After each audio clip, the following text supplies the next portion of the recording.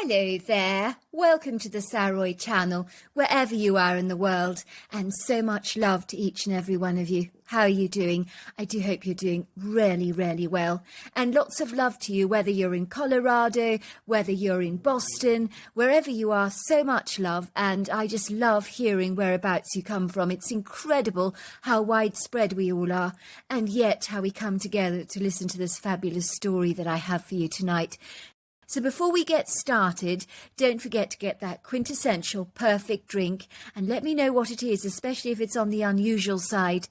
And let's get started with tonight's story.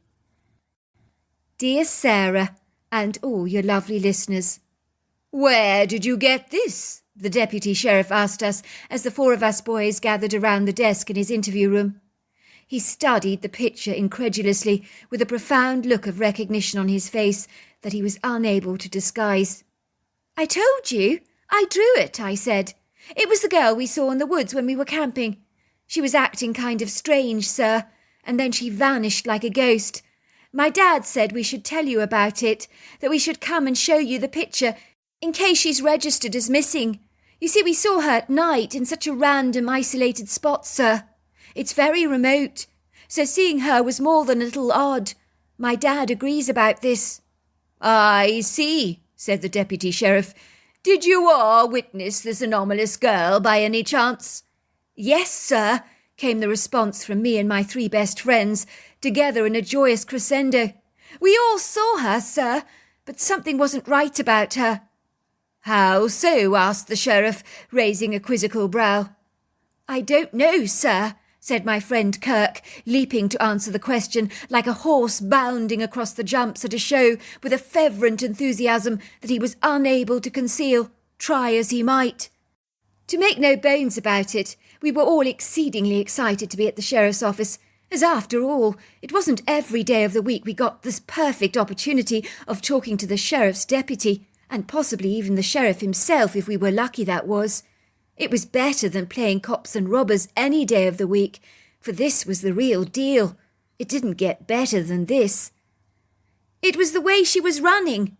She seemed to almost float, I said, while the sheriff deputy looked rather nonplussed by my absurd description of the girl, so much so that I instantly regretted having mentioned it at all. But it was true. The young girl looked like she was floating. The deputy sheriff was trying to fight the twitches on the corner of his mouth from loosening their grip like a tight elastic band, developing into a huge amused smile. He wrote down my comments on his notepad, feigning a serious expression on his face. I could see the curly twirl of his left-handed scroll, writing, "Girl seemed to float in witness's opinion." At that moment the sheriff entered the room. I felt giddy with excitement, like the time my father brought me a little Labrador puppy as a surprise gift. I had jumped up and down like an excitable Jack Russell. I'd never been more thrilled a day in my life. These salient, high-ranking men, attired in their smart uniforms, shining badges, and large cowboy hats, were like the quintessential illustrious American heroes to me, and I was in awe of them. Better still, they were giving us the time of day, hanging on to our every word. It made me feel desperately important, so very grown up. The deputy sheriff dragged his chair backwards, rose to his feet, walking over to the sheriff with my picture in his hands, which he showed to the sheriff. They were talking in low, hushed tones, while the sheriff kept glancing in our direction, with an expression on his face that seemed to linger from bewilderment to curiosity, with a little confusion thrown into the mix, like the mishmash of spices in a Christmas cake. I could see the sheriff's normally olive complexion taking on a very distinctive pink hue, as his wide eyes gawked at my picture. It looks exactly like her. The resemblance is spot on. Where did they see her? He asked the deputy in a low tone, which I overheard. I'm not sure, said the deputy sheriff, shrugging his shoulders in a nonchalant way. I've questioned them fully on all these specific details, but we're making progress slowly and surely. But something is very off about their descriptions of the girl. Seriously off. Leave it to me, Barton. I'll finish off what you started. Could you get me the files, please, concerning the case and, the photographs of the missing girl in question? Righto, Sheriff. Coming up. The sheriff ambled over to the desk where we were seated in this formal gathering. He lifted up his cowboy hat briefly from his head in a warm, congenial greeting with a twinkle in his hazel eyes. "Hey, y'all," he said in a southern drawl as he pulled out a chair from the desk and sat down. My heart was beating excitedly. The smile inside me was so large it could have reached from Washington State to Colorado in a second. I felt as if I would burst with pride as the sheriff was about to examine my picture with such conviction and certitude. I couldn't help thinking how commanding he looked as he sat down awkwardly at the table, stroking his dark brown moustache in his hands reflectively, while he studied the picture much more closely, examining every last detail of my drawing with a thoroughness that was so impressive. "Who drew this?" he asked. "I did," I said. "Very impressive picture, if I may say so. You should become a police artist one day. Your drawing is very realistic. The sheriff's office is always looking for a fine talent like yours. You saw this girl?" he said, referring to my picture. "May I ask you, where exactly did you see her? It's very important." "Last night, when we were camping. She was acting very weird. She wasn't wearing shoes, which is weirder still. You see, your feet can get really cut up running around the place like that, but she didn't seem bothered by it at all." The sheriff's brow furrowed, crinkling in long vertical ridges. "You're very right, young man. Running around in bare feet is very strange, peculiar behaviour. Where did you say you spotted the young girl?" "Well, my parents booked a cabin near the Cascades National Park. I'm sure you know where that is, sir. Well, we were staying there. I've actually got the address for you," I said, reaching in my pocket to pull out a crumpled piece of paper, resembling an old receipt from the supermarket, which I swiftly ironed out with my hands to straighten it, handing it back to the sheriff. "My dad said you might want it. The address, I mean, sir. Just so you know, I invited my 3 best friends here with me on the trip, sir. We decided to camp out in the woods, a short distance from the cabin where my parents were staying. They didn't want us to camp too far away from them. They like to keep an eye on us, you see, sir." The sheriff snatched the address from me, glancing at it curiously. "Oh, I know where this is," he said, sounding oddly satisfied. "This girl you say you saw, was she actually wearing a white dress, a cotton summer dress?" "The very same, sir," I said. "Well, that's what I've drawn in the picture there." "Interesting. Very interesting indeed. Was her dress soiled by any chance? Torn even? Were there any bloodstains on her dress that you could see?" "No, sir. It was perfectly white, pristine even. It was actually shining like the moon." What was wrong with me, I thought, secretly chastising myself for my nonsensical descriptions. It would hardly be a surprise if the sheriff doubted my report. Saying that her dress looked like the moon was rather over the top, too over the top to even begin to digest. But then I wasn't exaggerating in the least. It was actually true. I was ever grateful that I had 3 other witnesses to verify my strange sighting. "Very white, sir," said Keith, leaping to my defence, bolting into the conversation like an exuberant dog that was tired of not getting all the attention centred upon him. "Now," said the sheriff, "how did you chance upon the young girl, may I ask?" "Well, we were in our tent, sir, talking in our sleeping bags, telling scary ghost stories, when we heard something like acorns being pelted against our tent.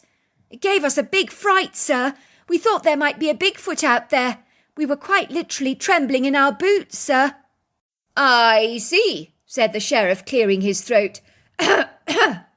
As if the idea of a Bigfoot roaming around a camping site bordered on an imagination going far beyond the realms of the comprehensible. The sheriff, much like his deputy, seemed to be fighting back a smile. He even coughed, as if to muffle an amused laugh. "So you stealthily sneaked out of your tent to see what was going on. Am I right?" "Yip," I said, biting my lip awkwardly. I hardly wanted to tell the sheriff that we were all complete wusses. We were so terrified we were intent on hightailing it back to my parents' cabin as quickly as we possibly could. I was not going to reveal that to him. Not a chance. That would make us look feeble, pathetic even. I wanted the sheriff to be really impressed with our innate powers of observation, our shrewd discernment, our extraordinary courage. I could envisage him saying in the years to come that we were quite simply the most ballsy young men he had ever had the pleasure to meet. The way the sheriff was listening to us, his attention so focused on our every word, made me swell with pride. I gloated as I told him our story, with about as much pleasure as a hippo wallowing in a rock pool in Africa, lavishing in every single second of that gloriously sunny bath. "So what happened next?" asked the sheriff, removing his cowboy hat from his head, placing it beside him on the desk, while his finger twiddled and traced the outer brim, as if stroking it lovingly, like a much-beloved cat. "Well, we saw her, sir. That was when we saw her." "What was she doing?" asked the sheriff. "The young girl, I mean." "She was indicating for us to follow her, sir," said Keith, bursting into the conversation hurriedly, with his usual annoying fervour, which made me more than a little peeved. Had he not forgotten what we had agreed, that I was the one that would do all the talking? Yet he'd wantonly forgotten all about that. Was so determined to be in the spotlight. How irritating he was. At that the sheriff looked surprised. "She was indicating for you to follow her?" "That's right, sir." "And you did, I assume?" "Of course, sir. We all followed her. She led us to the lake, looked at it, pointed to the lake, and then simply vanished." "She vanished?" said the sheriff, repeating the words as if trying to decipher exactly what they meant. "Well, yes, sir. She was there one minute, gone the next. We didn't know where she went. It happened so fast. Maybe she was hiding from us, sir. Acting all silly, you know." At that moment the deputy sheriff entered the interview room, handing a brown envelope to the sheriff. The sheriff opened it with his large hand, pulling out a photograph. "Is this the young girl you saw?" he asked us. "That's her!" I said in a spirit of vivacity. "That's her! That's the girl we saw!" My three friends chorused in agreement, like the backup singers in a concert. "Yes, sir, that's definitely her." "This is a missing persons case of about 3 months ago. The girl vanished from her home in Washington State. No one knew what happened. She had a turbulent relationship with her stepfather, a little on the feisty side, I gather, always getting into impudent little spats over mindless things. The girl's mother believed they weren't serious squabbles, but it appears she ran away from home. Some believe that the stepfather was responsible for her disappearance, but to date the investigation has reached a gridlock." "But we saw her, sir, in the woods, so he can't have harmed her. She seemed pretty fine to me." The sheriff cleared his throat, as if fighting some inward struggle of what to say next, and whatever it wasn't flowing fluidly from his tongue, almost as if he had a huge frog trapped in the back of his throat. "Do you think you might have seen a ghost? The girl, I mean. The girl's ghost." At that revelation, all 4 of us boys looked gobsmacked, as the colour completely drained from our faces. Our eyes grew wide as saucers. It was like the detective had poured a bucket of cold water over our heads. We were recovering from the stinging electric shock of the aftermath. Indeed, his daunting words were so astonishing, so outlandish, so preposterous, that for a moment we mulled over them in our heads, while the sheriff's office had become so quiet that you could have heard a pin drop. Why would you even say that, sir?" I stammered uncertainly. She didn't look like a ghost." "What does a ghost even look like?" said the sheriff. "There are no hard and fast rules about that, surely. You must admit, some of the descriptions you've given me don't make any sense. They sound so farcical. But I know that you 4 boys unequivocally saw what you claim to have seen. I do not doubt your credibility for a single second. I always instinctively discern the truth, and you boys are very credible." The sheriff reviewed his notes and read out aloud to us. "The girl was running barefoot across the wooded terrain with effortless ease. And then from the deputy sheriff's notes here, you describe her as being strange, idiosyncratic, something not quite right about her. She seemed to float in her white dress that you saw, which appears not to have been weathered or soiled in 3 entire months, and furthermore it shone like the moon. Now, that is quite remarkable. Who has a dress that shines like the moon, I ask you, or hangs around in a dress for 3 months without getting it dirty or soiled? Now that's the kind of dress every woman would want to buy. You think we saw a ghost, sir? I asked, looking stunned. But she didn't look like one. I admit she did vaporize or disappear, if you like, but she didn't look like a ghost. Did not look like a ghost, said the sheriff, completing my sentence, rolling the words around on his tongue like a foreign food he wasn't sure he wanted to actually digest. You say she was pointing at the lake very deliberately. That's right, sir. Now I come to think of it, she seemed irresolute in trying to focus our attention on the water. So she leads you to the lake, points to it deliberately, promptly vanishes. Could it be she's showing you where you might find her remains, I wonder? She didn't look dead, sir, I assured him. No, repeated the chorus of voices from my agreeing friends. Sir, she didn't look dead, they all agreed. The sheriff's face broke out into a broad beam, like the bright sunshine on an overcast day, that try as he might, he could not suppress. Didn't look dead, he said. Oh, I like the sound of that. I wish all the dead bodies on my watch didn't look dead. Does it not strike you as strange that she didn't talk to you at all? No, sir. Girls can be very silly at times. I happen to know this. I have a daft sister, sir. She's shy, ditzy, always hiding, giggling, and playing with her silly dolls. She's very childish, Sheriff. My mother says she'll grow out of it one day, but she's a big baby. Ah, I see. So you think this puerile, flighty girl is rather like your sister? Well, I think lots of girls are silly, Sheriff. But yes, I think this girl was trying to be goofy with us, to get our attention, just like my ditzy sister. She always wants attention. I see, said the sheriff. One day you won't find girls as silly as you do now, he assured us. Indeed, one day a silly girl might just win over your hearts, he said teasingly, raising an amused brow at us. Me and my friends exchanged disgusted looks between us, as if that very notion was nonsensical, while the sheriff let out a big laugh. I think I'll get a couple of police divers to search the lake. I appreciate you coming here today to share your story. Many wouldn't have been so bold and forthcoming as you have been, he said, putting his hat back on his head, lifting it again and giving us a warm, congenial smile. You may have just have solved a missing case. We shall see, he said in a gravelly voice. And then he was gone. That happened over 12 years ago. Sure enough, the police divers had dredged the lake, and the deceased body of the missing young girl had been recovered. The case was ruled as a homicide due to the coroner's report, whom established that the death was a result of blunt force injury to the head. The stepfather then confessed to accidentally killing his wife's young daughter in an argument over a pizza that he claimed he thought she had willfully eaten that had actually belonged to him. He was so angry, made worse by being inebriated, that he professed that the beer he'd been drinking was jolting up and down in his hands precariously, like a truck driving over rocky terrain. The beer had splashed out of his can as he was shouting at his little stepdaughter, spilling it over onto the tiled floor. She had snapped back at him, fighting her corner in protestation, skidding across the slippery surface, plunging head first into the granite counter, and she was knocked out cold. I panicked, he told the sheriff, when I realized she was dead. I just took her to a lake I knew well. I couldn't tell the wife. It would have destroyed her.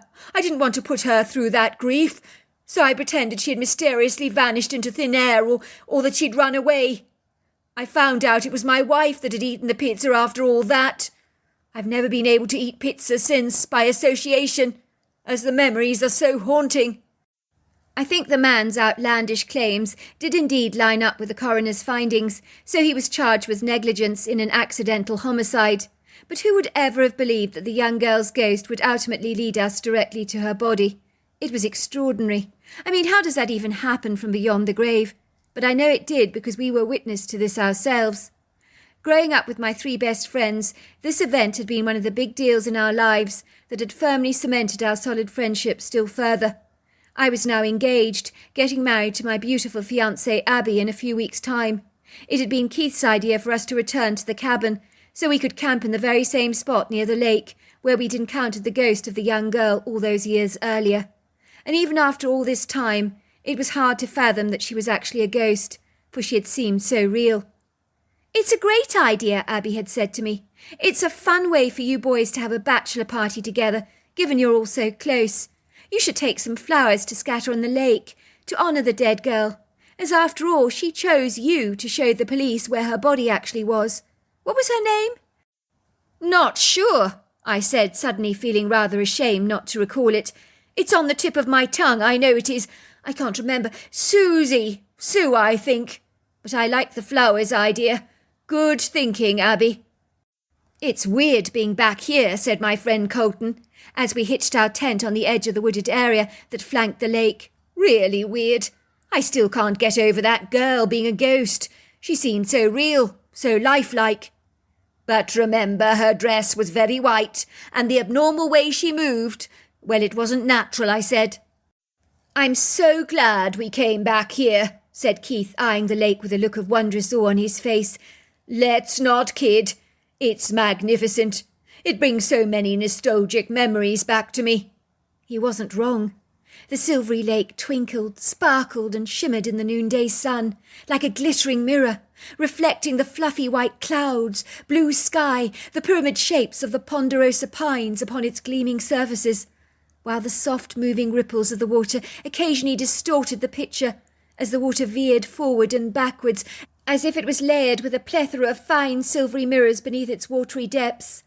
All across the valley, the ponderosa pines stood up proud and tall, their graceful trunks towering up into the cobalt blue sky like emerald giants, clustered together like people gathered at a sports stadium, as there were so many of them, too many to count. Then there was the undulating silhouettes in the far distance of the obscure, faint, purple hazy blurs of the mountains dappling the horizon, their stout, substantial foundations swathed in a bushy green carpet of trees. I could see a couple of feathery bald eagles soaring above the lake, their majestic brown wings outstretched, while their white heads, yellow beak and taloned feet were spectacular to observe, as they glided with the air currents like wind-borne kites, levitating up into the skies. They were superb to watch as they hovered above us. This was the quintessential moment to remember Susan by, the girl that we'd seen all those years ago, who had led us to this lake, where her body had been discovered beneath its watery depths. We scattered the water with a kaleidoscope of pink, purple and yellow blooms, as we all chose to remember her in this poignant moment, offering up a few prayers for her lost soul, like smoking spirals of incense rising up into the heavenlies. "Do you think she's still wandering around the lake?" James asked me. He was reflective. "I've heard once that in unforeseen tragic deaths the soul chooses to hang around its body, never moving towards the light." "I'm sure she would have moved on by now," I said. "I hope she's at peace." It wasn't long before we spent most of the afternoon fishing at the lake. We caught several large rainbow trout and a bass. We returned to camp and began to cook our delicious fish over the grill, which we ate with plenty of butter, garlic and boiled potatoes, accompanied by seared spinach and buttered asparagus. It certainly didn't get better than this. There's something about al fresco eating that is out of this world. The freshly caught fish melted in the mouth like butter, tasting delectable on the tongue. "I hope we'll be friends forever," said James. "I don't want us to go our separate ways after we marry and have children of our own. We can't let that happen to our friendships. We need to stay in touch forever." "Here's to that," we said, raising our cans of beer in unison and taking large gulps. The night was spectacularly beautiful, under the light of the silvery stars, where the velvety black sky stretched out for an eternity, and the glowing, shimmering light of the white luminescent moon smiled upon us, making the visibility on this night excellent. We could hear the sounds of the crickets chirping, the frogs croaking, the trickling of the water from the lake, with the occasional splashing sounds of a fish rising above its wet surface and thrusting itself back into the water. We could hear the odd hoot of an owl, the lone call of a coyote. We willfully ignored all this enchanting background ambience as we drank beer, talked about my upcoming wedding, stared into the fire pit, our eyes lost in the golden allure of the crackling flames. As the night folded away, like the chapter in a book, exhaustion crept upon us with the stealth of a leopard, and then with wide-open yawns and drooping eyelids, we all agreed to turn in for the night. In the middle of the night I was suddenly awoken to Keith shaking my body vigorously. I groaned. I was in the middle of a fabulous dream. Why did he have to wake me up right now?" "Peter, I'm sorry to wake you," whispered Keith, "but after all that beer we drank this evening, I'm bursting to take a leak." "What's your problem?" I said, looking at him with a rising level of annoyance. "There's a bright moon out there, and you've got a torch, for goodness sake. You don't need me to escort you, surely. If the worst comes to the worst, couldn't you go in a bottle?" Keith ignored my belligerent protestations. "Please come with me, bro," he begged. "Something's giving me the heebie-jeebies out there. I did try to go, believe me, but something's creeping me out. I feel as if I'm being watched, stalked even." "Oh, don't be ridiculous, Keith. Your imagination is in overdrive as usual." I felt very peeved. I'm not going to kid. Keith could sometimes be a great big baby, I thought, but I knew better than to make a mountain out of a molehill. After all, it was my bachelor party in a manner of speaking. I should behave like a dutiful host, but right now I felt anything but. All right, I grumbled, trying to hide my annoyance. "I'll come. But now you've woken me up, well, I think I need to go as well." I grabbed my headlamp reluctantly, placing it on my head, following Keith out of the tent. I noticed the tension on his face had now relaxed, as he was so glad of my company. "We'll go towards those ponderosa pines over there," I said. "That will be a good spot for our ablutions, I imagine." Keith nodded in agreement. We both trudged over the dark, rocky, earthy terrain, moving over some broken treefall, leaves and rambling vegetation, crunching it beneath our feet, hearing the snapping sounds of the twigs breaking beneath us. Then I was suddenly hit with the overwhelming sensation that we were indeed being watched. It sent icy chills down my spine. Something felt seriously off, but I couldn't fathom exactly what it was. "You feel it too," said Keith, watching me intently. "I told you something's out there." I willfully ignored Keith's comments and feigned ignorance. "Of course stuff is out there, Keith," I barked. "But there is no need for you to overreact. It could be a bear, it could be anything. Even a Bigfoot," I teased, thinking the latter as unlikely as encountering a fairy on a tree. That was when both our eyes became pinned on a shadowy silhouette moving through the trees. By Jove, I thought, it's a bear, and a bad-tempered one at that, who is clearly quite miffed to have been disturbed by us. The creature appeared to be shaking the branches of the ponderosa pines backwards and forwards in extreme agitation. His sultry silhouette appeared to be swaggering backwards and forwards like a drunken soldier. Unusual behaviour, I thought, for a bear. All of a sudden we heard a mighty crack, thump and crash as a perfectly good ponderosa pine tree came thundering to the ground with a mighty force, landing not far away from us. Who and what could push down a tree like that without even batting an eyelid? It was nonsensical. "Bloody hell!" piped Keith, so agog that no words managed to escape from his mouth beyond that, as they were held hostage by his shock. I was not faring too well myself. My heart had literally jumped into my throat, and much like Keith, words failed me. Then we saw him, moving through the trees towards us. It sounded like the earth itself shook, groaned, heaved under his monumental weight, as his heavy feet plundered the ground, as if doing some kind of stamping Zulu dance. Even the ponderosa pines rattled and shook ominously on his approach. Then there he was, staring at us, with ferocious red eyes, ablaze with such incredulous indignation and fury. It was a Bigfoot, but an incensed one at that. It didn't take a rocket scientist to see that this creature wanted us gone, and gone now. I have no way of describing such a critter to you, as it is so unfathomable for me to behold a being of such size, girth, might, and weight. If you were to put a belligerent, angry elephant on 2 feet, transforming him into a bipedal, cover him with hair and human-like appearances, you might get a greater perspective of his size, power, and demeanour.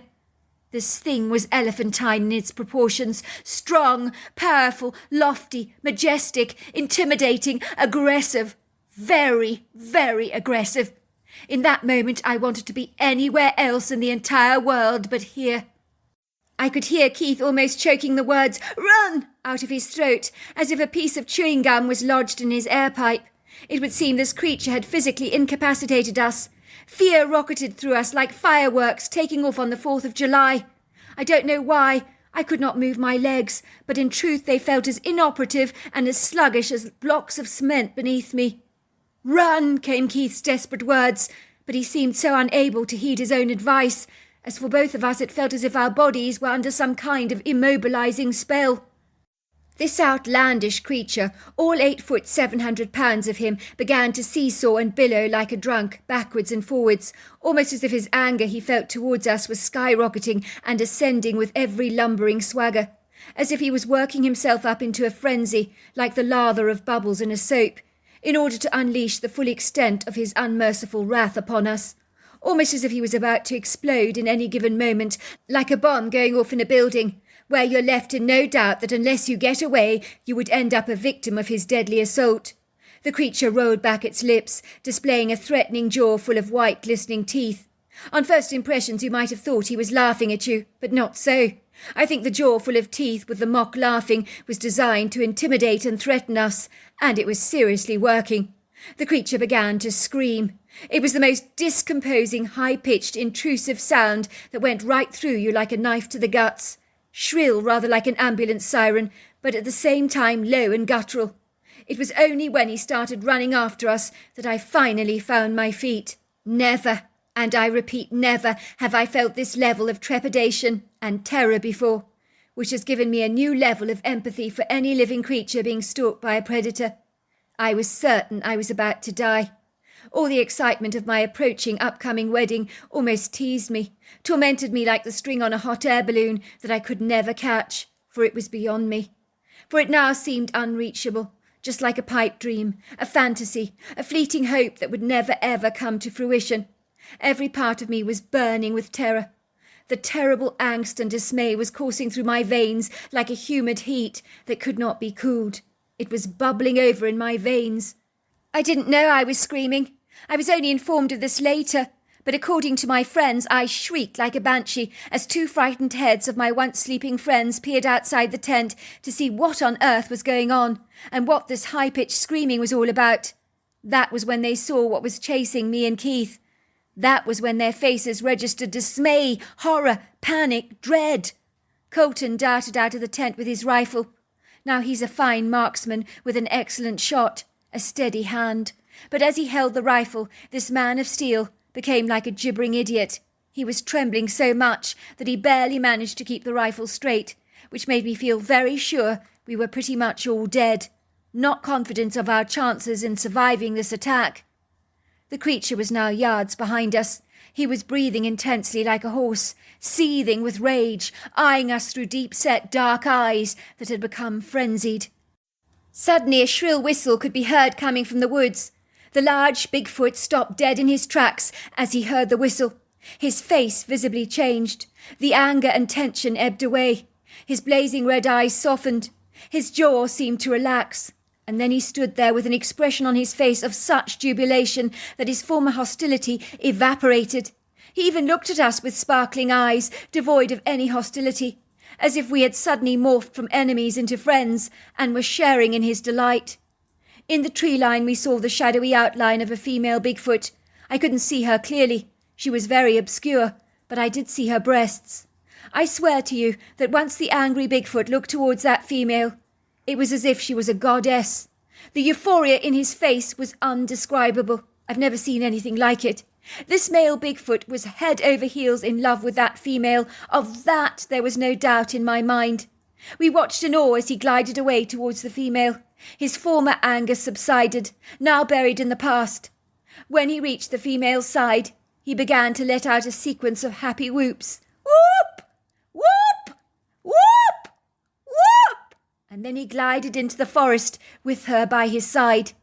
Needless to say, we needed no further encouragement to get the hell out of the place as fast as we possibly could. But we all came to the conclusion that the male Bigfoot had fallen out with the female and was on the receiving end of a great deal of upset, which was why he had expressed his indignation towards us, rather seeing us like a punching bag, I imagine. It led me to conclude that these emotionally intelligent creatures are very human. But I will say this to you, you don't want to be at the mercy of a Bigfoot. So there you are. That's my story. What an incredible story. If you enjoyed it, don't forget to subscribe to the channel. Until next time, goodbye and good night.